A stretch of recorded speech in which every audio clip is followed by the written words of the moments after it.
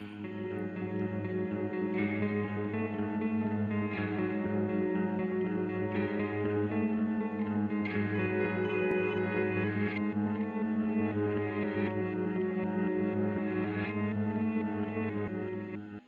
got new injuries. Well, he's certainly dead now. Why would anyone want to kill him twice? Seems so unnecessary. Well, that's what we call overkill. What we call a psychotic. Unless he wasn't dead before. What's the difference? That's what we're trying to find out. We're trying to find out who killed him and where and with what. There's no need to shout. I'm not shouting. All right, I am. I'm shouting. I'm shouting. I'm shouting. Hey guys, welcome back to Spooky Tuesday, a weekly podcast where we're breaking down all of our favorite slashers, thrillers, monster movies, and black comedies on the new scariest day of the week. I'm Sydney Thompson. I'm Monica Height. And I'm Chelsea Duff.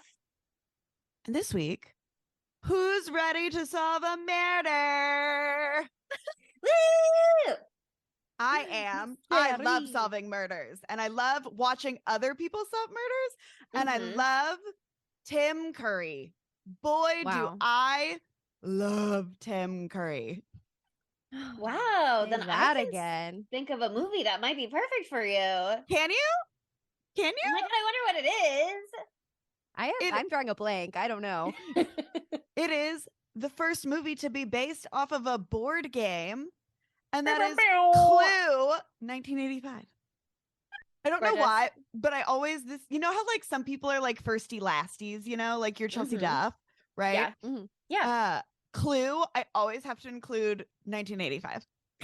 I think you do. Oh, yeah. I thought you were gonna say you always have to say the first board game to ever be turned into a movie, Clue, 1985. You also have to say that. Yeah. Honestly, it's historic. shocking that she didn't say it just then. It's a good firsty lasty. Okay. The first board game to ever be turned into a movie, Lasty, Clue 1985. 85. Yeah. Yeah. 100%. Yeah. Well, darling listener, if you've never seen the first board game to be turned into a movie, Clue 1985, it is. And if you've never played the game, you know, it's based off of it. 6 guests are anonymously invited to a strange mansion for dinner, but after their host is killed, they must cooperate with the staff to identify the murderer as the bodies pile up. Wow. Spot on. Wow. Spot on. I fucking love a whodunit. I love a whodunit so much. I'm an Agatha Christie bitch. I love that shit. And so this is the perfect thing for us. So I know like Clue I think was invented during World War II. Clue? What'd you say? She's Clue, the first 1985. The first movie to ever be called a board game. Clue. Yeah, I don't want to say. Now you we're in shouldn't have called her Can't a keep that firsty up. lasty. You laid the groundwork. This episode will be 4 hours long if we have to say that every time we say Clue. Just say it in your head. Okay, now. okay. I'm thinking it. I'm feeling it. Right? Like it's a spiritual journey. But the board game was invented during like the Blitz, like all the big bombings of Britain in World War II, and it's literally based off of like Agatha Christie was the inspiration. Yes, bitch. Her influence. Agatha Christie, the original influencer. The original It Girl. Seriously. Yeah. She's literally so fucking cool. You know about how she like faked her death and shit? Crazy. The dream, honestly. I can't tell you more about that. You should watch the drunk history video that I watched while drunk about it. And that's the extent of my knowledge. And I won't speak on it now because I won't defame Agatha Christie by saying wrong facts on the interwebs. Because you know, if I say it, it'll become true. Then it becomes true. Yeah. And then like butterfly effect, history gets rewritten. Like it's messy. It's messy. We wield so much power, you know, when you think about it. We just manifest it. Oh my God. Yeah, we were trying to think of like a big movie that people love to do for the second week of March. and we chose Clue. Clue was actually panned when it first came out, but I think that it's beloved now, and I know that it is beloved by us. And with good reason. Yeah. Yeah. There's so much. We'll get there. This is every single person in this movie is gay. They're all queers. Every single one. Yeah, Christopher Lloyd. But we'll get there. There's an argument I'm sure to be made. I'm sure there's an argument to be made. But yeah, we were actually inspired to do Clue because we got a little gifty from our boy Jericho. Shouts out to Jericho from Hunt a Killer a couple weeks ago, and they sent us all one of the Hunt a Killer like board games. It's not really a board game, but it's like a murder mystery game in a box. Where you gonna be the detective? And we all played it. I had like a little dinner party at my house and I made everyone dress up, and Chelsea wore the same cute little, what is that called? Hat. With Pillbox, but this is not a pillbox hat exactly, but it's in the family. It's like an ensemble. It's like a beautiful grieving hat that's fancy, that has like a little like a mourning veil over your eyes. Very Anyway, Miss she White wore that. of her. Yeah, with a little influence from Mrs. Peacock as well, I would say. Of course. Yes. But yeah, we did a whole freaking murder mystery party. It was super fun. Everybody dressed up. We all came up with weird names. Mine was Sex Pot Nightingale. Yeah. That sounds Detective right. Sex Pot Nightingale. I think that was my name. Do you remember your name, Chelsea? No. That's okay. It was good. I know it was good. I think I just made it Countess. That's all I've got. You give Countess. And I Sydney, think. you played too with your friends in Alabama, right? We did, but we did not go to You the guys didn't extent. come up with fun We little just names? had like a bunch of wine and sat around the table and just played. And we gave our guy friends, they were in charge of the map because, you know, Boy of job. course. I Yeah. have to. It's their job. I was in Job charge for of the boys. map for us. So Her masculine say- energy just jumped out. Yeah, wow. Yeah. Right? My masculine masked. influence.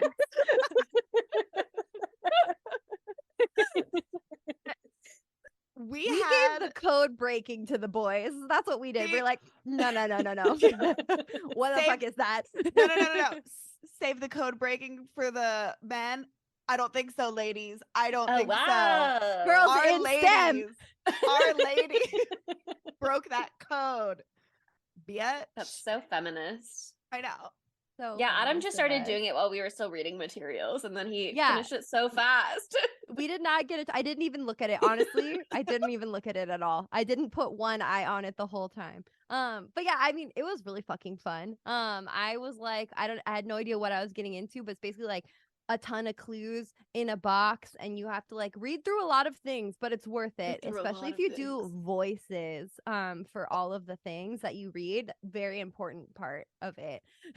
One thing I will say though that I have rediscovered about myself is I am a really bad reader alouder. You know, like I'm like I'm an excellent reader. I'm a quick reader in my brain. Out loud, I probably have like the reading comprehension of like a third grader. We haven't done that since elementary school, you know, so you're out of practice. The most reading out loud you do is the one sentence bio for the fucking movies on IMDb. And I've messed those up numerous times. You do great. Thank you. But there are a lot of words. It is worth it. It is so much fun. It did take us a lot longer. It took us a lot longer. Yeah, it said 45 minutes to an hour, and I was like, maybe if you're a genius. It took us like 2 hours. It took Yeah. us 45 minutes to an hour to solve the mystery, but it also took 45 minutes to an hour to read all of the materials. You read slow, okay, and that's fine. But that's not to knock it at all. I loved every minute of those 2 hours. I just so you can budget your time. Just But, so like, you know. right. Yeah. Yeah. Also, if you like, are also a beautiful idiot, you might need additional time. we really liked it though and want to start doing it like once a month and just have like random people come and be like, hello, we're doing murder mystery night. It'll go so well with our puzzle nights and Yes. all our other weird stuff that we do. I guess Well, it's okay, a good that's thing then perfect, that because we've got they a do. discount code. Yeah, no, we do. They do a subscription box. So you can do like a 6-month subscription, a 12-month subscription. You get a new mystery every month. And there's like cool online components. There's hints if you need help. There's backstory once you figure it all out. Let me tell you that my brain was so stymied by this. I felt like a little smart girl. I felt like a little Daphne, like a little Velma, like a little Fred, like a little Shaggy. Even Scooby, we really felt A that little vibe. Scrappy Doo. No one is Never. scrappy. No one is scrappy in this house. How dare you? How dare. BB's a little Scrappy vibes. Oh, why kick him when he's already down? That's so mean. That's so mean. But yeah, we really had a really good time. And so like if you guys want to join in on the fun, you should totally check it out. We have a couple of discount codes for you. We'll put them in the references, but I'll say them out loud right now just in case. We've got one for $10 off any item. We've got one for 10% off an order. We got one for 20% off 6 months or a 12-month subscription. So there's Hunt GA 1010. That's for $10 off. Hunt GA 10, that's for 10% off, and Hunt GA 20, and that's for 20% off the subscription for 6 months or 12 months. So I think you should do it. I'm gonna freaking do it again. I'll Honestly, tell you that. 10 out of 10 recommend. I had a great time. And so I told my dad, I was like, I'm gonna re-put all of the clues back together and y'all have to solve this. Seriously, I mean, like, it's honestly just okay. One more thing, and then I swear to God, we'll move on. The We attention really to like details this. with these clues, though, for real. Honestly, I'm like very into attention to detail. I'm like, make that shit look real. Otherwise, I don't want it. The map was so cool. It looked like a real like pamphlet map you would get. Like there was like a real like napkin in it, a photo, all these different amazing like really detailed real fucking napkin. things. A real I was honestly impressed that it was a real napkin. It was cool. Yeah. Wow, it's a real napkin. There was a keychain and There's a keychain, and if we And- weren't gonna preserve it forever, we'd use it. I know. Yeah, so definitely check it out. Hunt a Killer. Google it if you want more information. But we just gave you a lot of information, so come on. But anyway, it inspired us to do Clue. So aren't you so happy? It also made me feel like a little bit like I have more appreciation for a person who is a kindly detective, because that shit's not easy. There's a lot of research. But yeah, so Clue. I had only seen Clue one time before. And Oh I know, which yeah. is wild. I think it must have been with you guys for our Over quarantine. quarantine. Spooky During a Tuesday spooky, thing. yeah. I Because I think know I so. watched it in 2020. And I love it so much. And it is so fast paced that my poor little brain was like, I've missed 19 to 27% of the jokes, I'm pretty sure. Well, I like to describe this movie as we do know it came out in 1985, right? Mhm. yes. This movie is like, if one was to ever do cocaine, this is what it feels like. Well, be it's on interesting that you say cocaine. that actually, because there were lots of discussions of cocaine surrounding this movie. Really? Because Carrie Fisher was originally supposed to play Miss Scarlet, Yes. but then she ended up checking into rehab like a few days before they were supposed to start filming, basically, and she got the okay from rehab to like rehab during the day so she could continue filming. And everybody involved with the movie at first was like, oh yeah, that's chill, we're all also doing cocaine, until the insurance company was basically like, no, we're not gonna cover that. And so they had to recast and move on. But the innocent director in his like 2013 interview with BuzzFeed was like, yeah, everybody thought that was like totally normal. And I was just like, damn, everybody in Hollywood is like ripping lines, I guess. It was the 80s. What did you expect? It was the 80s. Look, everyone everywhere maybe was ripping lines, but I mean, You everybody didn't get it all the time. The supply doing it wasn't too. as corrupt as it currently is. allegedly. allegedly. Yeah, I just but know like that because I read the news, girl. I've seen the ads for Cocaine Bear. You know, I think now if somebody is like, Sydney, have you ever done cocaine? I'll be like, no, absolutely not. I'm a good girl, but I have watched Clue 1985, and that's But what I feel have like watched it the would first movie be. based on a board game, Clue Clue 1985. 1985, and that course. is what cocaine feels like, you know? And they'll I'd assume. obviously I get would it. They'll- assume. As they'll a get it. nice girl, I'd assume. Yeah, I mean the whole like you're running around with your head cut off and everybody's talking really fast and it's really funny. Yeah, And that sounds everybody's like doing little what I've zingers. heard. And everybody's trying to get the attention on them at all times, all at once. Yeah. Everybody stands in a Seriously. jaunty little pose. Yes. This group is this cast is like This cast is no so one can good outshine together. anyone else. Seriously, they have such great chemistry and everybody has a banger line after banger line. Like literally it's overwhelming. I was overwhelmed. I was homesick on Monday watching this. I wasn't sick. I fell down and went boom over the weekend and I was home because my whole body was aching. And this helped. I think it helped to watch I think it this cured movie. you, probably. But my brain was like, I hit my head also. And so my head was like, maybe we need a little more recovery time before we can understand all the jokes. Valid. The whiplash.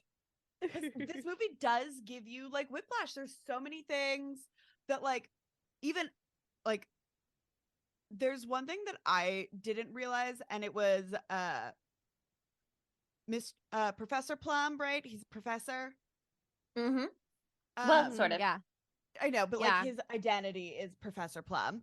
Yeah. And they talk about how he works for like the UN and whatever the acronyms that it is who like you know who The United Nations Organization, World Yeah. Health Organization, or something like that. Yeah. but it's like you know who. Mm-hmm.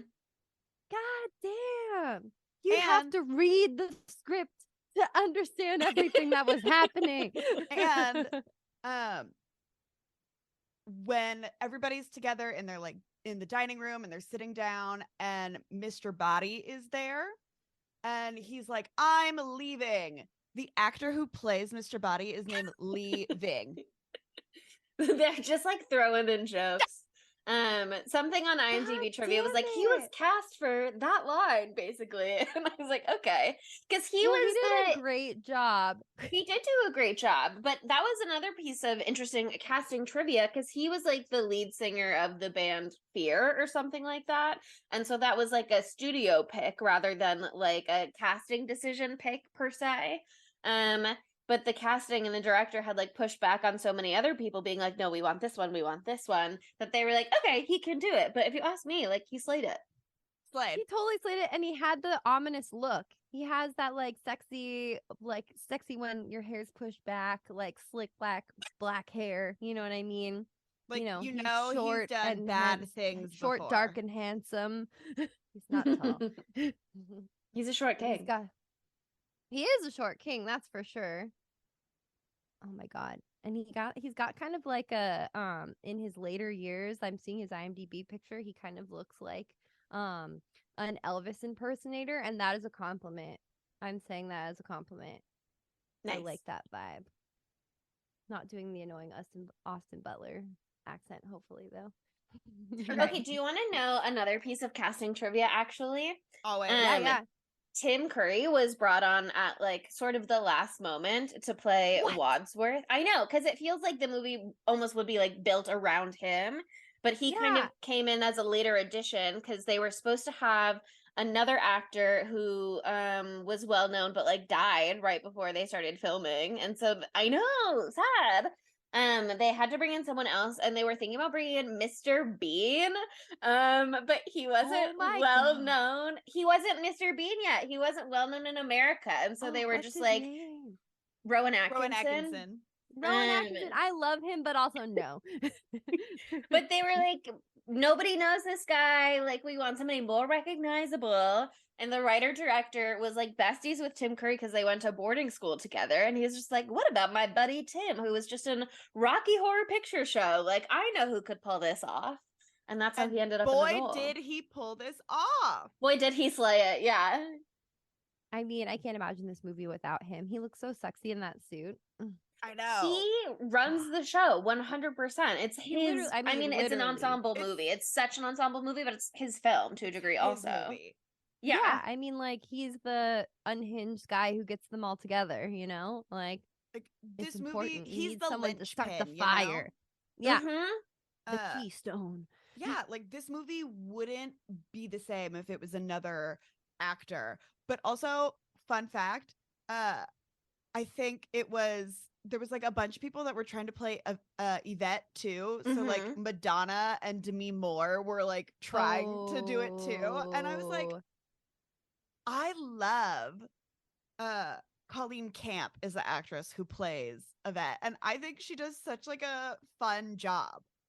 Mhm. She's perfect. I mean, I can't imagine anyone else being anyone else. I mean, we'll definitely get to that when we have to cast Matthew. But like everyone just like completely transforms into their roles. Like I'm looking at their real life pictures of what they look like, and I'm like, who's that? Like, who the hell is that? That's not Miss Scarlet. That's not Colonel Mustard. I'm never gonna get over that's how you spell Colonel, by the way. I My know. dying day. Shocking. It's Honestly, just it gets me right every now. time. I almost said Colonel. I almost said Colonel. It's a jump scare. Seriously, it's a very scary movie. Okay. But okay, did you guys play the board game a lot as kids or Yes, and I adults? always wanted to be Miss Scarlet because obviously I knew I- from the jump that's the sexy lady. Mm-hmm. I've actually never played Clue. Nobody What? would ever play it with me. I Oh my begged god, come to my people. grandma's house, we'll play it together. I would love to play it with you. I feel like I played a bootleg version of it that was like movie themed or something. You know what I mean? How they had those like Clue. I think I'm wrong, but my brain is telling me that I've played the Clue Office edition. The Office, the movie. I could be wrong. I know I have the I have Office so many edition follow-up of questions. something at my parents' house. I will go to my parents' house. I will investigate. I think it's Clue though. I want a fan And it was cast now probably, who I would think be I played who, like but I one don't want time to get and so deleted distracted. my brain, like so I wouldn't. I mean, that's kind of funny. It'll probably be pretty funny. It'd probably be funny. I got but the I Scooby can't say more. Doo Clue for Christmas one year, and literally none of my friends, Oh none of my my God. family, You should nobody sue. would play with. I'm flying to Bama so I can play Scooby Doo Clue with you. That is my Scooby Doo dream. Clue. It just Wow. flows right off the It tongue. does. Scooby Doo Clue, and they love to Wow. solve mysteries. Wow. I just read a Scooby Doo what's it called? Unapproved novel that was like them all grown up, Authorized. but they unauthorized. Thank you so much. Called Meddling Kids. It was medium, but it was fun as well, and it was gay. Just We saying. love gay. It was very timely, very timely. Okay, well, I mean, where do we even begin? I love that they do such a good job being like reverent to the game here. Because like I read in this trivia and I couldn't tell you myself, all of the like secret caverns that they go into throughout the movie are like game accurate. Like Yeah, all the portrait secret goes- tunnels are the same Yeah. as the tunnels in the book. They've got like the setup of the rooms in the house arranged in the same as they are like on the board game. I don't know why I said book one moment ago. They paid It just attention came to out the of me. details. Yeah. The instruction good. book. Obviously, that's what I meant. And I really love how like awkward the beginning of this movie is too. I love that like you find out everyone's personality in such like weird ways. Like just something that really stood out to me was when Mrs. Peacock was trying to make conversation at the dinner table. And Oh, this soup. she does such a fucking abysmal job, and like depending on the ending, outs herself like immediately. Like she's just like, I'm actually a really great hostess. Let me just say blah, blah, blah, blah, blah, for 20 minutes. And like I really related to that. Sometimes you just want to fill the void and it's not the right choice. So Sometimes you can't stop talking because nobody else Uh-huh. has started a sentence. I think Mrs. Peacock would be a Cancer. Oh, So okay. I mean, tell me more. one, Cancers are they are sweet Sneaky? angel babies, they're sure, but like beneath under that underneath it all, they are manipulative, they are calculating, they are dramatic. We know Miss Peacock likes to wail. I actually love when she does screams. like to wail. I love Obsessed when with she that. wails. I'm obsessed with so many little screams in this movie. Like there are so many moments where just like the physical comedy aspect of it is truly killer. And there's so many things, like, I don't think I've ever noticed this. One, which is really stupid. I don't know how I didn't notice that this movie was set in 1954. Mm-hmm. Oh, I had no idea. Like, This is news to me. Thank you. had no idea. Like, it makes sense, but like the cars and I stuff, learned. it just like all went over my head. I was like, oh, oopsies. I thought they just had fancy cars. I know that happens so much. Like I watched Dairy Girls, and I was like, "This is set in the modern day." Like halfway through the first season, I was like, "This is set in the modern day," and they are like, "It's 1980, blah blah blah, the IRA, blah blah blah," and I was like, "Oh, whoa." But right at the very beginning, before we like are officially introduced to everybody, we see Wadsworth, Tim Curry. What an incredible name. That would make a great cat name, you know? Wadsworth. Oh, that would for your next one.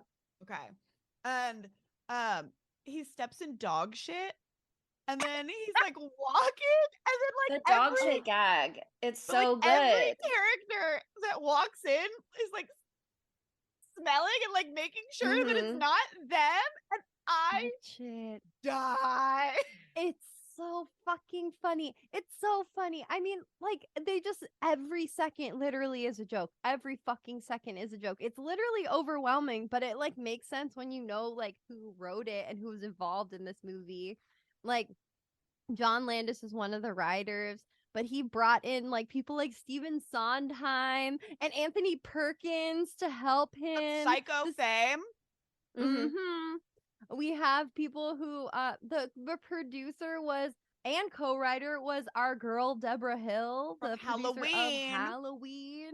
Like it's a fucking genius bunch all around. And also there's a little bit of ad-libbing in there too from these genius actors that we have too. I think they're pretty intense about not ad-libbing, probably because the script is like a fucking minefield of interwoven jokes. So you don't want to mess any of those up, but there's some great improv as well. I think, wasn't it just Madeline like Kahn who got to improv, and she improv'd literally the best line of the entire fucking movie? Exactly. But I didn't say it because we're not there yet. Oh, we won't, but just know it's the best line in the fucking movie. The best fucking line of the whole fucking movie. Although she also has a great line too. And I have said this actually like multiple times, and I know y'all will be like, ah, yes, you have said this. Husbands should be like Kleenexes, soft, strong, and disposable. Yeah, I mean, I love it. The script is so incredible. It is so tightly packed with wordplay, like at every opportunity. They're squeezing in jokes everywhere they can, but they're also doing so many fun, like little just like zinger back and forths that are incredible. Like there's one earlier on. Well, there's one when Miss Scarlet is like at the car with Professor Plum and they're driving in and she's like, why is the car stopped? And he's like, it's frightened.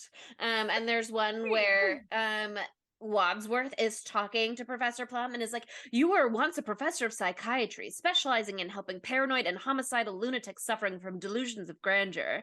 And he's like, yes, but now I work for the United Nations. And Wadsworth says, so your work has not changed. Like they're just doing so many fun back and forths constantly. Colonel Mustard is like getting clowned regularly in this film. Oh my god, he's so dumb a lot of the time. And no quote has been more relatable than when Colonel Mustard is like, how can you make jokes at a time like this? And Miss Scarlet goes, it's my defense mechanism. It's incredible. I mean, she is all of us. She is an the icon. Blueprint. She is the moment. She, with her jaunty little stances and every pose, in part because she's like apparently wearing a corset and could not comfortably sit down at any point. So she just like vogues constantly throughout the film. But she blows me away in this film. She is so sexy. I wish I'd seen this as a kid. That could have been my awakening. Things So- could have made sense so much earlier in my life. God damn it. I did see this as a kid. I was introduced to Clue by a babysitter, actually. And Incredible babysitter. Hope well, your it parents was like gave her we extra were tips. we would go over to her parents' house, and her parents like had it on VHS. And so we watched it like at her parents' house because they were like, this movie is incredible. You should watch it. I don't have like strong memories of like when I watched it when I was younger. I just feel like it is a movie that I have always already seen. I feel like it was playing on cable a lot when I was younger. But last Thanksgiving, I was at grandma's house where I always used to play Clue with everybody. And I was like, we have to watch Clue. And like, nobody was vibing with it, which was, first of all, offensive to me. But second of all, I was like, so What's then how wrong did with I your watch family? this film? Yeah, like, Honestly, that's a hate crime. honestly, you guys were around in the 80s. What's your problem? Let's What's fucking your fight. damage? Well, I mean, it actually makes sense because people fucking hated I this guess. movie so much. What was it? Oh my God, there was a quote from Robert. What is it? Roger Ebert. I always mess up his name. Roger Ebert. He said, "Fun, I must say, is in short supply." Bitch, Excuse you. what? Didn't he are say that you because it was kidding? based on a board game and he was like, how unoriginal. Nobody can think of a new idea these days. And it's like, actually, if you Actually, have this seen is this the film, first it is one. very fresh and fun and original. Yeah, it's actually a very new concept to be based on a know. board game. So how dare Nobody's you? ever done it Well, before. First all these ever movie people- based on a board game, Board Clue game. I think 1985. maybe they were confused because they're stupid about what a board game was, and they were thinking of the other board, and so they got that warped their They perception. said, but they're oh, it's stupid. boring. Oh, it's a boring board game. But some lady named Janet Maslin said there is so little genuine wit to be found in Clue. Fuck off. Hate you, Excuse you. Janet. Shut the fuck up. Janet. She's wrong.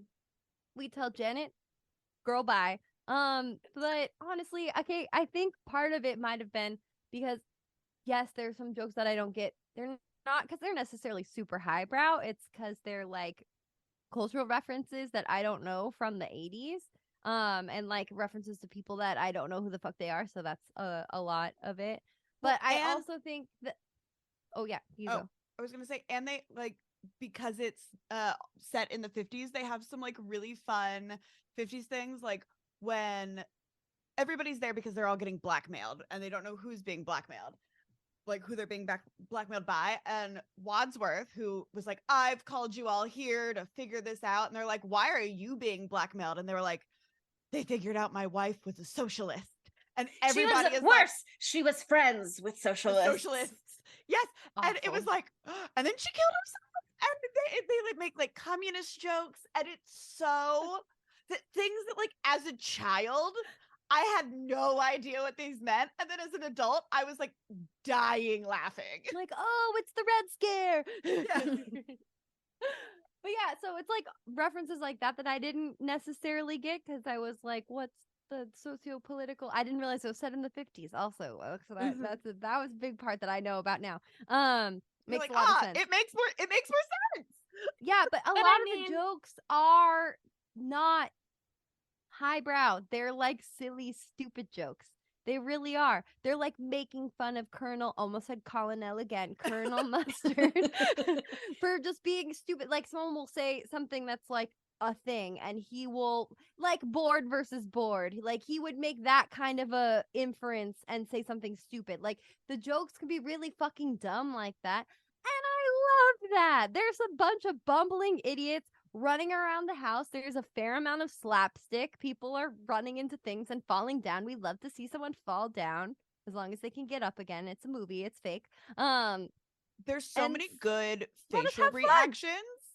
So Mhm. we are gonna have the best time creating weird memes this whole next week. Oh, From like, yeah. can you imagine? It's gonna be iconic, incredible. Give me a gold But yeah, I mine. mean, for all of the socio-political implications that maybe went over our heads at the age of 5 or 30 plus, you know, whatever.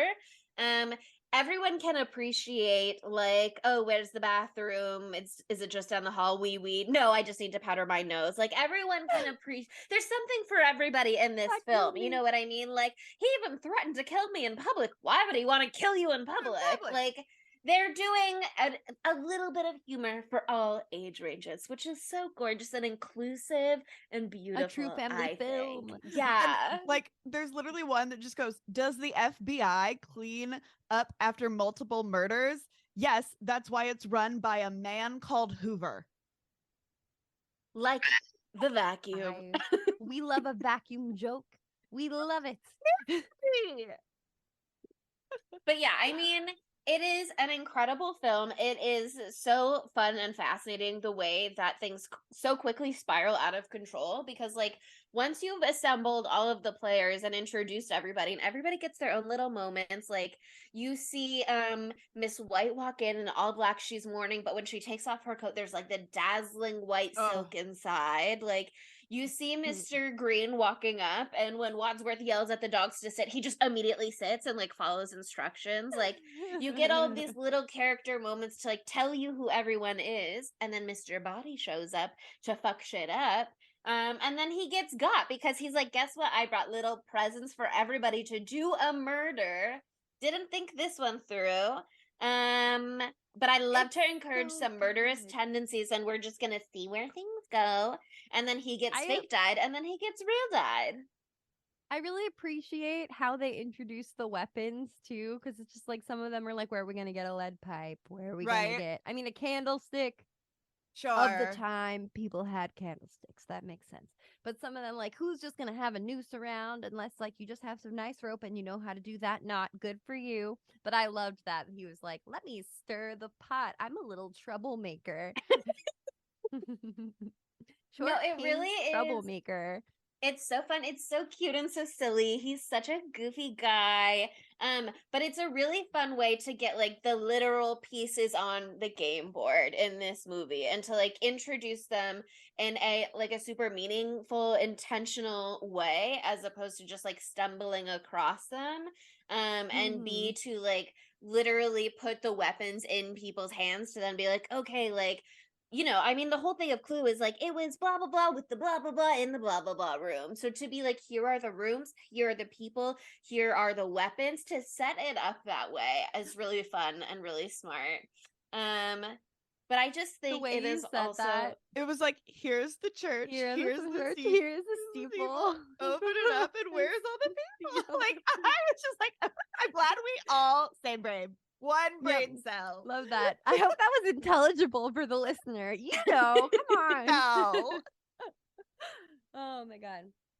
But no, I mean, it's just they have so much fun with it every step of the way. And then, you know, once the murders start, they start to roll in pretty quickly. You get 3 like almost back to back to back. Yeah, so first I guess Eva comes a little later. We got first is Mr. Body. He fake dies, and they think it might be poisoning, which is hilarious. And then he real dies. Is he bashed in the head with a candlestick? That's what it is. Yes. He's bashed in the head with a candlestick. And then right after that is the cook, right? Yes. Stabbed in the back with the knife. In the freezer? Yeah, in the kitchen, and then like stuffed in the freezer. Yeah. Iconic. And then who else is next? Like they search the whole house first, and then it's Yvette later. Or no, then it's actual Mr. Body's death. Oh, you're right. Then it's the motorist. Mr. Body, cook, real Mr. Body. Then it's the motorist with the wrench. The wrench. Yes. And or something. Is it the cop first or a vet? I think it's a 3Z scenario where it's not clear. It's like during the blackout, when they're all searching the house after they've been paired up with their little matches, which is such an incredible scene, and so fun as they're all like comparing, because you know, Professor Plum really wants to be with Yvette, but he's got this tiny little match, and she's holding her like very long match with Mr. Green, and he's just like comparing, like hoping that it's gonna measure up somehow, but they all split up. And then like while they're doing their hunt, it's like the cop and the singing telegram girl and Yvette. Yeah, like all, I mean, Yes. like back to back to back. So much action. The singing telegram girl, though, to me, she looks exactly like, and I've immediately forgotten her name. Oh, she's in Beetlejuice. Winona Ryder. There we go. She looks like Winona Ryder to me, but she is not Winona Ryder. She is actually the guitarist from the Go-Go's. Incredible. So many little How- musical cameos here. How interesting. We love to see it. She's adorable, poor thing. But yeah, I mean, something I just need to say, I love Christopher Lloyd so much. He's so scummy in this. I love like his characterization is like so spot on. He's just like literally grabbing the bum of whoever he can, and it's just like horrible, but He's true very funny scum in lord this context. This He is one cannot of help himself. the It's disgusting. yeah, one of the horniest films you'll ever see in that way. There's But it's so much not- ogling going on. I mean, one of For a Yvette's whole PG things movie? is that one of Yvette's whole things are that the tobs are tobbing.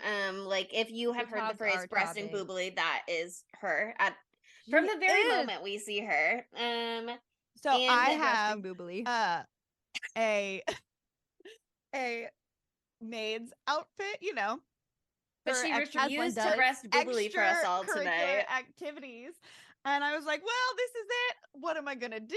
And I tried to put it on, and I was like, I am too exposed right now. It was But too Monica breast and Chelsea got to boobly. see it, and you're welcome. It was gorgeous. I mean, it was And wonderful. so It now I'm was just wearing amazing. it over my shirt. And I And it think also it's looks even very sexier. hot. Yeah, I you guys thought you are were wearing lucky a to cute even little get that. apron, but it's perfect. Yeah, Chelsea is Mrs. White, and I am someone wearing a 1970s dagger collar shirt. There you go. Not pictured in the movie, maybe in a deleted scene. You're Here's the the thing. time traveler from the 70s that No. pops right out. Ah, Ruined yes. everything. You're Yeah. Mr. Green because he's a homosexual. Gorgeous. Don't even need a costume. Exactly. Exactamundo. You are right on the money with that. I love that everyone is like, I killed someone. I am embezzling. I own a brothel. I do this. And he's like, I'm gay. And that Gay. is the 1950s thing that is the most horrifying to everyone there. Yeah, love they that. cou- Don't we just love that? They couldn't let gay people close to national secrets. Okay, wait. Fucking Apparently, sexual predator Professor Plum is sitting next to him and finds out he's gay and runs away. I'm like, honey, people should be running away from you. per IMDb trivia, didn't research this historically. This could be totally made up. That's not my business. That's your business to look into. But per IMDb trivia, it said Mr. Green is being blackmailed because he's a homosexual working for the government. Later on, J. Edgar Hoover calls the house in blah, blah, blah, blah, blah. But J. Edgar Hoover has long been suspected of being a homosexual, and in the 1950s, he started a case called Operation Baby Doll, in which he gathered intelligence on possible homosexuals working in the federal government. So, like, So this he is could kiss based. them. I mean, we don't know what his motives were. But that's like apparently real 1950s governmental lore. So Oh my God, it totally governmental fits. But gossip. also, by the way, Operation Baby Doll as Oh. the name for that. What a chic, sexy little name for such a Gay. terrible operation. They're like, we can't call it Operation Gay, but we'll get as close as we possibly Listen, can. What's Yes. the most camp name we can come up with for hunting out all the gays in Baby the government? doll. Operation Baby Doll. My God. Oh, I felt bad that I didn't say her name earlier. The Go-Go's girl who's the singing telegram girl is Jane Weedlin. There you go. I gave her Gorgeous. credit. Oh, poor Mr. Green. I think he's cute. The problem is the reason that I think he's cute is I hope you don't listen to the podcast. I think he looks like my ex-boyfriend. I literally was going to be like, Oh. I know exactly what she's about to say. Does. He totally does. I thought that the first time too. Oh my God. It was like a spitting image. It's like Truly. a spitting image. Yeah, it was fine. We're on great terms, so it's fine to see him for an hour and 37 minutes. Oh my God. So funny. Oh man, I mean, it's hard to talk about this movie because it's just like they're bopping around. Like they're Yeah. they Here's just the- do be bopping around. I literally just want to read quotes and be like, this movie is so fucking perfect. Read some of your favorite quotes. Any quotes we'd like to shout out right now? I mean, I'll say some of my favorite parts. Not necessarily all quotes per se, but there's just like 1,000 good little moments. Again, the million times people are ogling Yvette's Hobbs, incredible. The wordplay consistently is so good. There's a moment where Miss White is talking about her dead husband's dick being cut off, and it cuts to the three men, and they all just like in synchronicity, like cross their legs and cringe a little. So good. It's so fun.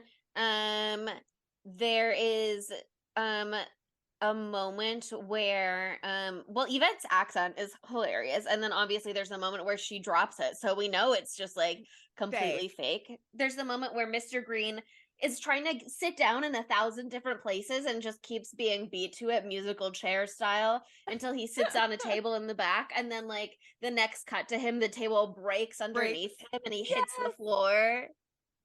Oh God, that was so relatable too. You just try to the be suave and scene- you fuck up real hard, know. and you're just like, please shoot me. But the scene when the cop is like being shown around the house by Mr. Green, and they have like the life would be a dream. Oh, stop. That's my favorite part of the movie. That is my favorite part of the movie. Because they're like, how can we cover up these murders?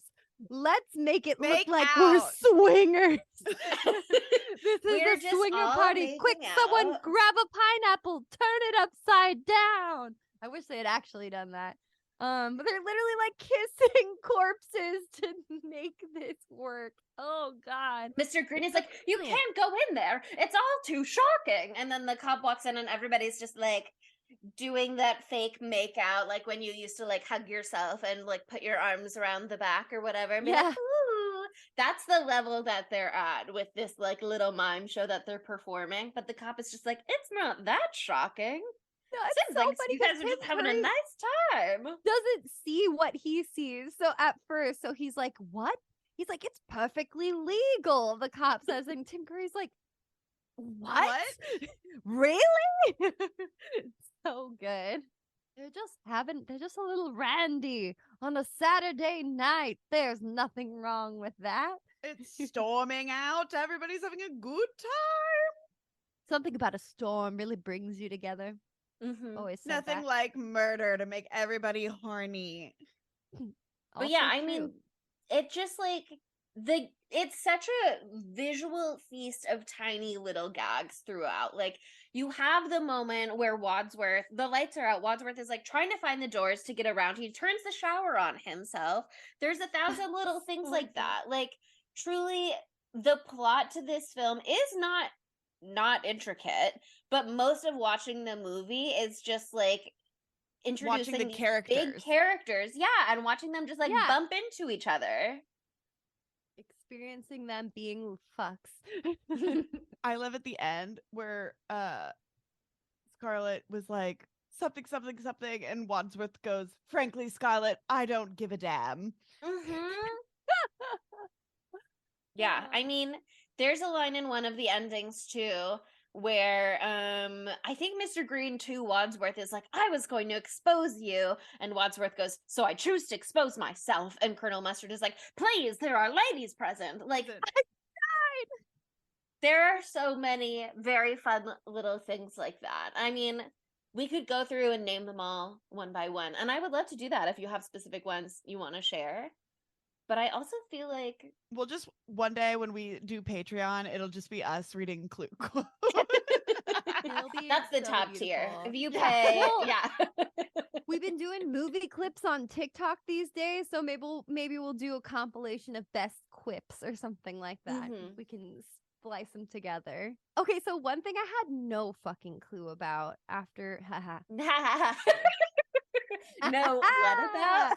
Excuse me. The first movie based on a board game, Clue, 1985. 1985. I was like, the first thing I read when I was doing my research for this, which was brief this week, babies, was that they released this movie, and as a marketing ploy, just randomly, you would only have one of those three endings when you watched it in the theater. You didn't get all three or any of that. It was just one of them. And then it was like, come back again to see the other ending or whatever, which, like, that's a big ask for 1985. So I can get why it probably pissed some people off. But something very important I want to bring up, with all three endings, this movie is 1 hour and 37 minutes. Imagine how short it was. Right. If it was just one of the endings. Honestly, it's not asking too much of you. You Well- could spend 4 hours on this. That's true. I feel like they probably only lose like 4 minutes total if you're only watching one of the endings versus all three of the endings. But yeah, I mean, that was, I guess, the downfall with this idea, which I think is really fun and flirty and It's cute. so fun. and it's another moment where they're being so religious to the like spirit of the game, which is Mhm. awesome. I love it when people are faithful and they do freak shit to be faithful. Like, they undermined their whole film for this. This only grossed like 14 million back in the day, which is like 30 something now. So it was like a huge fucking flop. Yeah, because it cost them like 15 million to make. Yeah. The problem was not just that it is a hard sell to get audiences to agree to see the movie 3 times when it is 98% the same movie all 3 times, and it's just the last Yes. 2% that's different. Yes. It's also that, like, they didn't have a good organizational strategy for how to promote that. Like, Roger Ebert, as a critic, had access to all 3 endings, but they didn't tell him like which ending was A, B, or C. So he couldn't even really like recommend like, see ending A. That one's my favorite. And like, they weren't advertising like Well, what I don't endings. think it was advertised which Yeah. yeah, exactly. I don't think they told you which ending you're gonna see when you went to the theater. Exactly. Oh, sorry, we're saying the same thing. Yeah, no, but I mean, like, you know, if I've already paid to see it, and even if I know that I've seen ending A, I don't know that I'm going to be able to see ending B or C if I go to the theater. I might just see ending A again. Like, how many times am I really prepared to see Clue? The projectionist isn't gonna know if it's not labeled, so like, and it's not labeled, so no one's gonna know. And They fucked it. some reports were that they allegedly had separated the different endings like by region too. So like, you might have to travel to like a completely different state to see a different ending, which obviously is way That's too so much much to ask of your effort. audience. Wow, that is just such a smart, good idea. What are you talking about? That just makes so much sense. Yeah, I think it is like, Let's ask so much of our audience. they need to get a hotel. But I think it is a really fun idea that maybe was not pulled off well at the time. That said, they pull it off perfectly on the DVD or whatever, where you can like randomize what ending you're gonna get and just get one. You can watch it through that way. But also I think like combining all 3 into one ending, which was the only way I had ever seen it. Like, I was like shocked when I found out that in the movie theaters originally there had only ever been one ending and you didn't know what you were gonna get. I mean, having seen all 3 of them, I was like, Yeah. that's so cool. But like, having seen I them think all it together works. also, they're so It fun all totally together. works. They're so fun all Yeah. together. It's also super true to the game too, because like, if you had played your cards a little differently, this could have been the outcome, you know? Like, so it makes sense having all 3 options right after another. It was so seamless. I was again, yeah, just like you, shocked. But you know, we love them for trying. Which ending was your favorite? I mean, I like having it be all 3. I like having Miss Scarlet be the killer because I think she's the bad bitch who should get to do lots Yes. of murders. I loved her having time to monologue. We needed that. I With did a love gun her in monologue. hand. Ooh.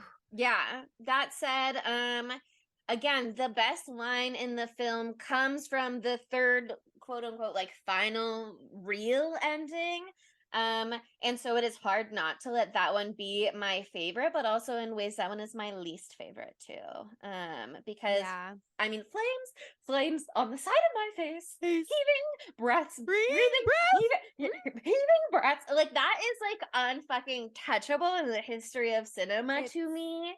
Iconic, and that's the ad-libbed one, in case we didn't say that. Yes. That was the ad-libbed part. They just like let her go, and she did like 3 or 4 different versions of it, and everyone is just like doing their best not to lose their shit on set. And I mean, God only knows what the other versions were. I assume equally great, but you can only have one in the film, I guess, unless they had given her a different one in each ending, which also maybe would have been fun. But that one is incredible. But that said, that's the ending where Mr. Green is like, I'm not a homosexual. I work for the FBI, and I'm gonna go home and fuck my wife, or whatever he says. I'm going And home that's, and like, the sleep with end. my wife. Yeah, and it's like, ha!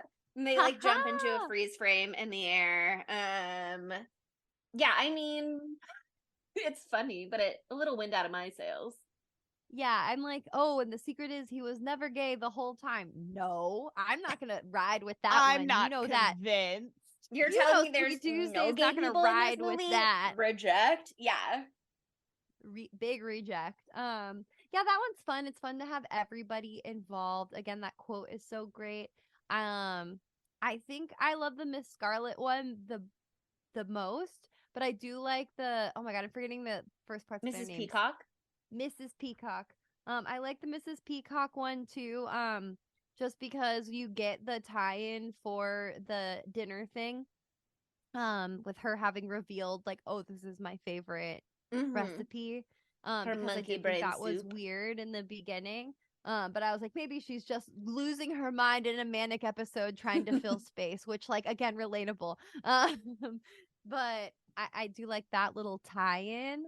But yeah, I think that the Miss Scarlet one just like is the sexiest to me. But did you know that there is going to be a 4th ending? I did. And what's so funny is that the director's like, I don't remember that. And he just pretends to not know, or maybe he really doesn't know what anybody is talking about. But Tim Curry corroborated it. Yeah, there's going to be a 4th one where Wadsworth was the murderer. But Jonathan Lynch was like, it's not that good. So, Which is we're gonna rude. leave I it think out. it would have been so good if he would have done it. Tim Curry deserved to be the murderer. Well, they had a couple different edits that they made because they didn't want the movie to be too dark, and they wanted to like keep its comedic roots. So like Tim Curry having poisoned everybody at the dinner party, which was what the 4th ending was going to be, they decided was like a little too dark. And like in the ending where Mrs. Peacock does it, originally she was going to be shot to death by the police officer, and then everyone was going to run outside, and he was going to like turn around and shoot her again. And they cut that. God, And I so, want like, the R-rated version of Clue. yeah, Give but now me if you the watch uncut. this scene, right after where they maybe like would have shot her, it cuts back to the police officer, and you see like smoke dissipating around him as though he had just fired a gun, and you hear Mrs. Peacock say off screen, like they ADR'd that line in, where she's being like, "You can't arrest me, I'm a senator's wife." So like, you know, they But in filmed reality, that material. she's fucking dead. Yeah. They filmed that material, and then they just went like, actually, like, what if we tweaked it a little? So like they were very much trying to keep the balance of Black comedy versus regular murder. comedy, and way too Black, I guess. But you know, I mean, it's a perfect film. It's a perfect film, but it would have also been fun to have some of that other stuff in there too. Bonus features on the DVD, maybe. Which There one was is no it bonus features where- on the DVD, actually. Like What? there's literally like nothing.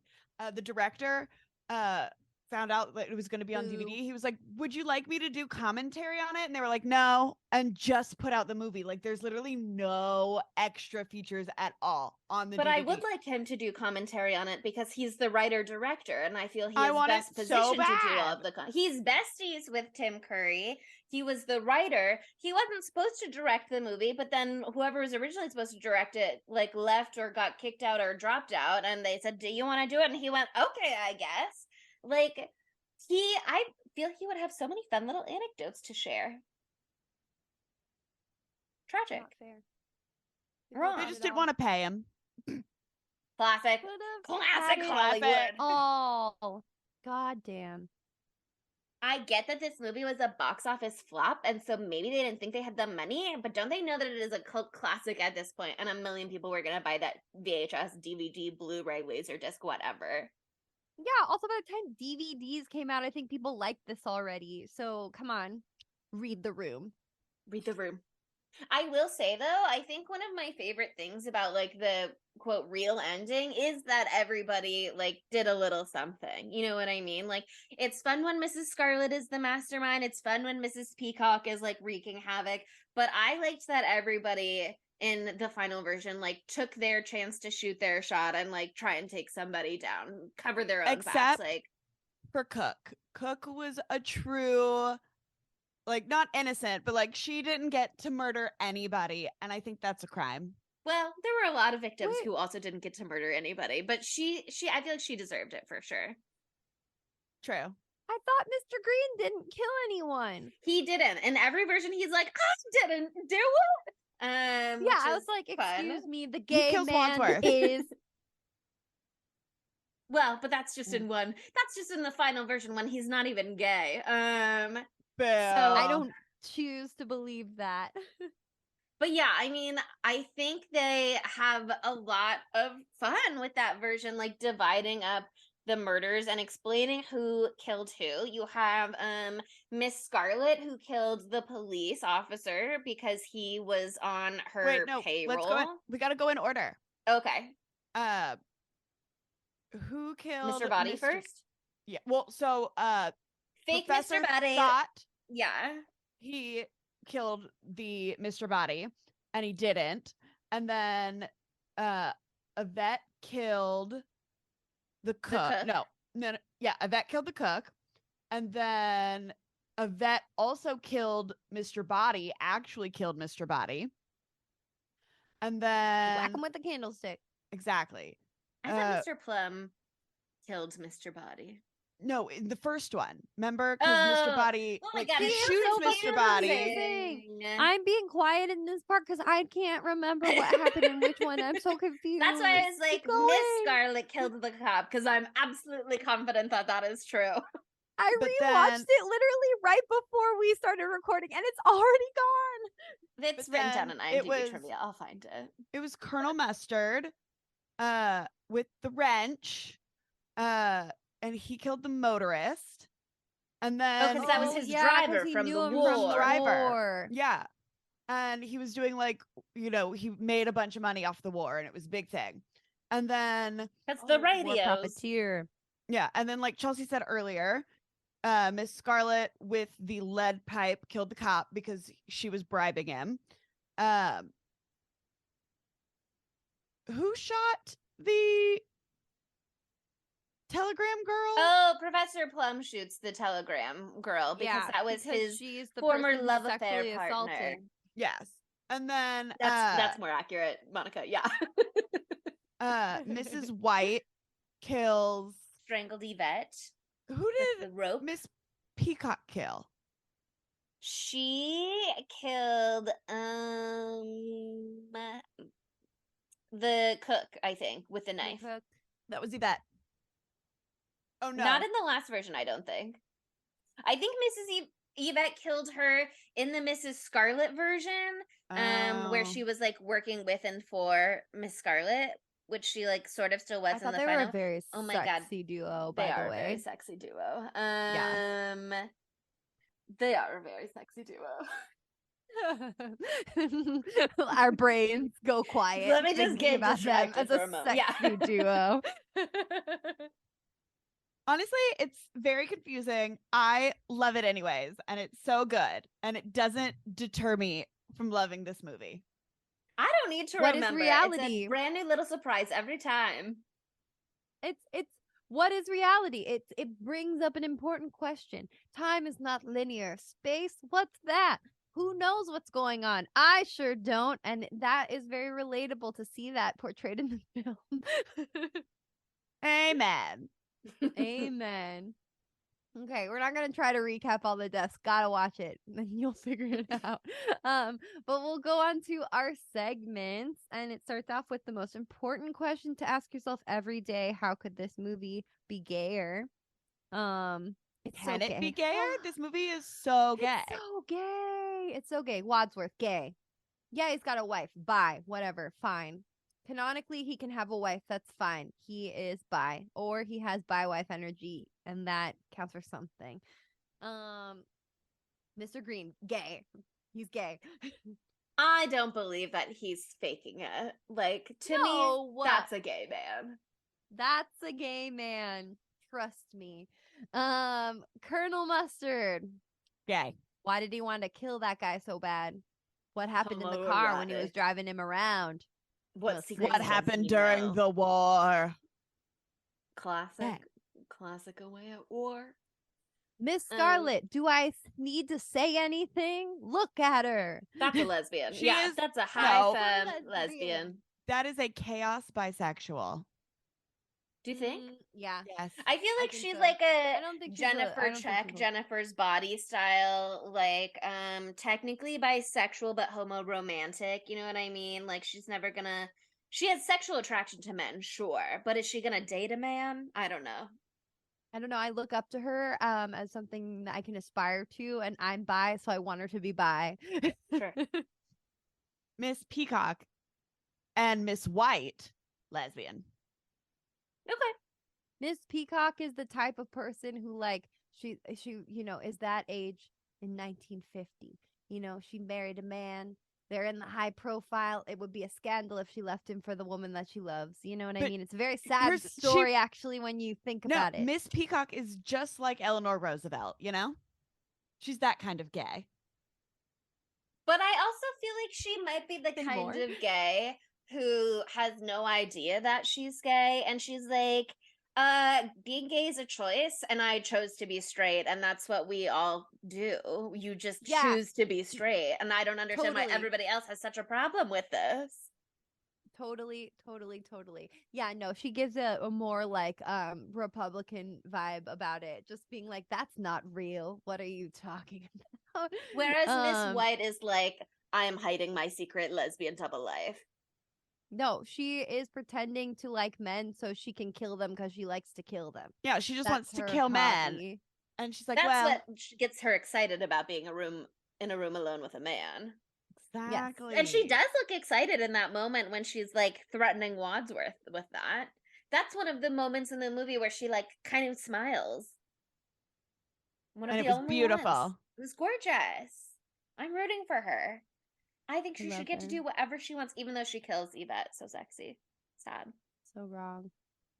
But what a didn't pairing. also So sexy. killed her. What a duo. So sad, so sexy.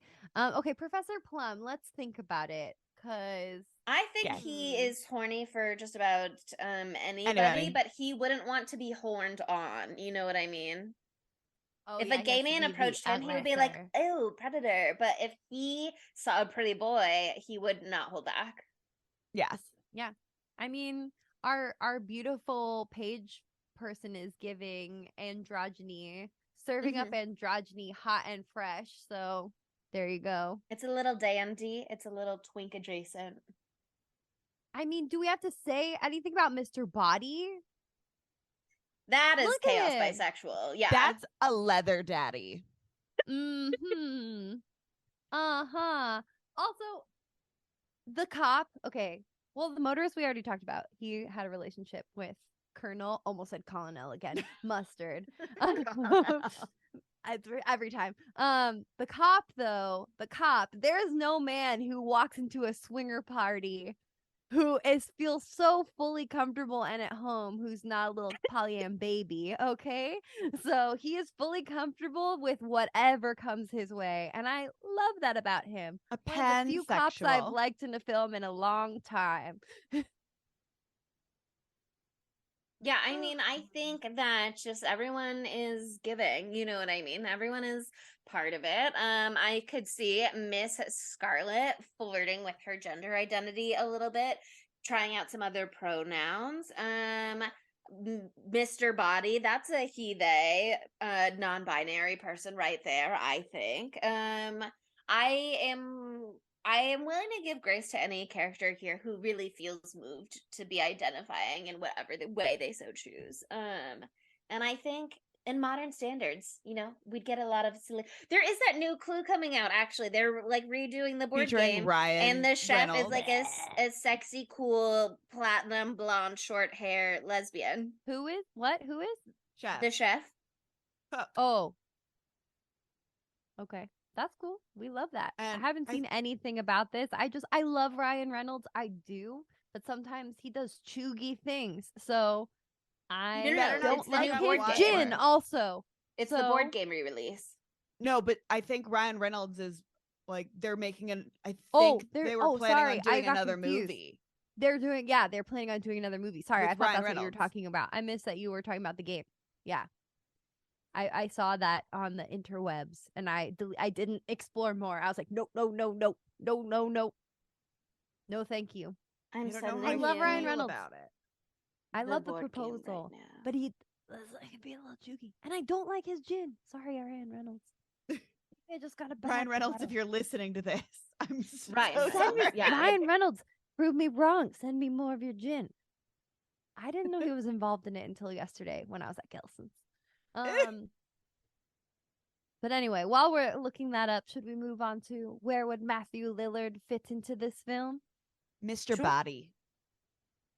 Body, yaddy, yaddy. I'm so sorry. I've wanted to say that this whole Body, yada, time. yada, yada, yada, yada, yada. Yeah, I I mean, would I love think that. he would be an iconic Mr. Body. Be a good Professor Plum. He'd be great as Mr. Green. Yeah. Yeah, he would be great as Wadsworth too. I feel like he could pull that off. I would never want not Tim Curry, but Mhm. like push comes. I would to rather shove. Matthew Lillard than Ryan Reynolds be Wadsworth. Is Ryan Reynolds talking about being Wadsworth? I I don't know. I don't want to yeah. know. I don't want to know. I'm upset. Okay, he could kind of maybe be okay at that, but it would be so different. I would have to be like sedated partly before He should be seeing the it, so I don't get motorist too if he's gonna upset. be in it, I think. So he's barely in it at all. I think he might be like the celebrity draw that makes people go see the movie. The gotta have an celebrity all-star draw in cast. this real movie were the Go-Go singer and Mr. Body. So yeah, you'll have to get over it. You'll have to get over it. Oh my god. Yeah, I think yeah. I mean, he could With play the any of the gender male s- roles. He would kill it as any of the male He roles. would kill it at any of them. That But if said, we're doing something horny and wrong, Yvette. Yeah, I was gonna say French maid Matthew Lillard. With some cat Matthew ears? Lillard, don't listen Bring to it this on. episode if it's the first episode you're gonna listen to. I think that he would have fun with the role, and I think have a that great time. he would love to bounce around a little in the opening scene where she's dancing. Would have a great time. Who wouldn't love that? Who wouldn't love that? Oh, okay, that brings us to the dumb bitch, and it's really hard because everyone's so fucking stupid in this movie. I feel like I remember more times when Colonel Mustard says dumb things though, for some reason. Yeah. But I feel like everyone dumbs equally almost. I feel like he is definitely the, like, quote unquote dumb character of the film. Is he the Bumbly-ist. dumb bitch? I think is like a little bit of a trickier question, but he is definitely like the dumb one. I'd be down to give it to Christopher Lloyd's Professor Plum just because we don't like creepy butt grabby boys. Keep your hands to Yeah. yourself, Professor. That said, Mr. Body is the one who shows up and hands everybody a weapon and then gets killed real soon after. So I kind of feel like that guy's a dumb bitch.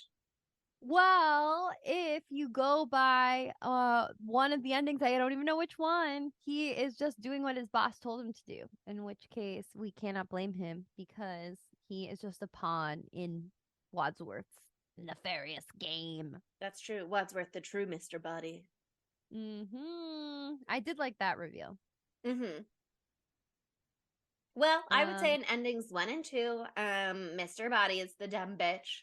But then in episode 3, yeah, maybe Colonel Mustard. Yeah.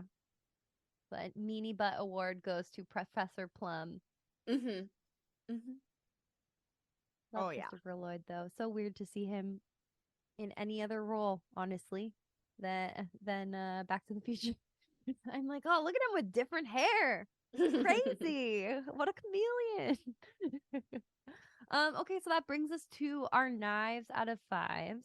And I am curious to hear what the scores have turned out, years and years, decades and decades after the initial flop. Yeah, I mean, like we said, it really didn't perform very well at the box office. The people involved kind of talked about that a little bit, and were like, the true test of time when it comes to any movie is time, because some terrible movies do really well and some really good movies don't do well. But the numbers overall are definitely positive. Like, they're not off the charts, which they should be. But on IMDb, this movie has 7.2 out of 10. And on Rotten Tomatoes, it is 68% fresh from audiences and 86% fresh from critics. So while it was like pretty panned at the time, even the critics have really come around over the years and warmed Good. up to it. Especially, I think, once they were fully able to like see everything that was happening and what the deal was too. I think they got Once they were able to see all three endings. Yeah, once they could like take a step back from like their immediate first impression, I think they really had a chance to let this film grow on them, and to show just how beloved it can truly be. And how funny Once it they is. What are these little bitches past- saying there's no wit in this movie? What's that about? Shut up. Fools, Wrong. fools. Once they move past their prejudice toward the new hot mode of making a film where it's based off of a board game, once they were comfortable with that groundbreaking genre, they could really be more objective. People are so adverse to change. That said, though, I don't want a Monopoly movie. I don't want a Life movie. I would do Chutes and Ladders, maybe. Candyland could be fun. Candyland could be really fun. Although we do have Charlie Goes to Candy Mountain, which is basically the same thing. That And we YouTube have- video, that YouTube series that I think about all It's the Candy time. Mountain, Charlie. Charlie, we're gonna steal It's your a candy, Leopard on Charlie. I watched that this week. Anyone? It was great. Listeners, Florida. is resonating for you? Slide into our DMs so we Know don't feel your age ancient, right please. now. Oh, this is something that cool Gen Z young people like us know about, of course. Oh, Jesus Christ. Okay, I don't want to go first. Who wants to? This who wants movie to is go a first? fucking 5 out of 5. This movie, the more you watch it, the better it gets, because every time you watch it, you pick up on another thing that they Yes. said that you didn't get. And or it just moves so fast that you didn't hear it the first 800 times that you watched it. And that's the Uh-huh. one time you were able to get it. Fuck whoever said it wasn't witty. It's witty. It's smart. And it's like, not, look, we're trying to be educated smart. It's like, no, we are incredible pop culture streetwise smart, like, We're smart, but we're also fun and cool. yeah. We're not nerds about it. I like to, like, I'm also going to describe, I'm going to be like, I'm smart, like the first board game, or the first movie I'm based off a smart board like the game. first movie ever based on a board game, Clue 1985. 1985. Exactly that way that movie is smart is also the way Smart that is I'm the smart. way I am smart. Yeah. Like, I think that's why I like it so much. It's just like me, It's so relatable. just like you. It's just like me. Okay, I'm gonna go next. I'm also gonna give this a 5 knives out of 5. And you might be thinking, dear listener, God, these softies give high scores to every movie. But have you thought about how we only like to cover movies that we like because we like to have a good time? Have you ever Have you thought about how that? miserable we are when we find a movie that we all hate that we have to do? Okay, there are some movies that are like bad that would be fun to cover. I think I'm the only one of us who saw Texas Chainsaw Massacre 2022, and I saw that Homies of Horror just did it, and I was like, okay, that's a shitty movie that we'd have a fucking blast on. You know what I mean? So there are options, and we'll look into that, but not now, bitch. This is a 5 out of 5s movie. Just like echoing everything that Sydney said. It's so smart. It's so fun. It's like a fine wine. It gets better with age. The longer you watch, the more you learn, the more you grow. Like, it's perfect. It's just beautiful, and everybody's hot, and everybody's gay. I can't ask for more. Mm-hmm. Yeah, I mean, for me, it is also a Five Knives movie. It's just like, I've always loved it. I've always thought it was so fun. It is a blast every single time. And like, now that I'm an adult and know more about how the movie was made, I really just have a huge appreciation for that. Like, not necessarily how it was like marketed and how it was pitched to audiences in the 80s, because I think they flubbed that a little bit, as discussed. But like, the way that they did the different endings and like built that into the story, so that it can be pulled off with 3 different endings just the last few minutes, I think is like really well done. I love that they have the communism was a red herring line in like all 3 different endings, because it's like a funny punchline in the 80s for like a vaguely socio-political film. If you're only seeing one of the endings, like, I think it's funny that they're like, we want it to be in there each time. That's important. But I also think when you're watching all 3 endings back to back, like, it just makes it extra funny that they just repeat exactly the same line every time, except like sometimes a different character says it. I just think that they clearly had so much fun making the movie, writing the movie, putting everything together. It's still fun a bajillion years later. Like, I kind of just think it doesn't get old. And you know, when we did the House on Haunted Hill, I went, this is so much like Clue.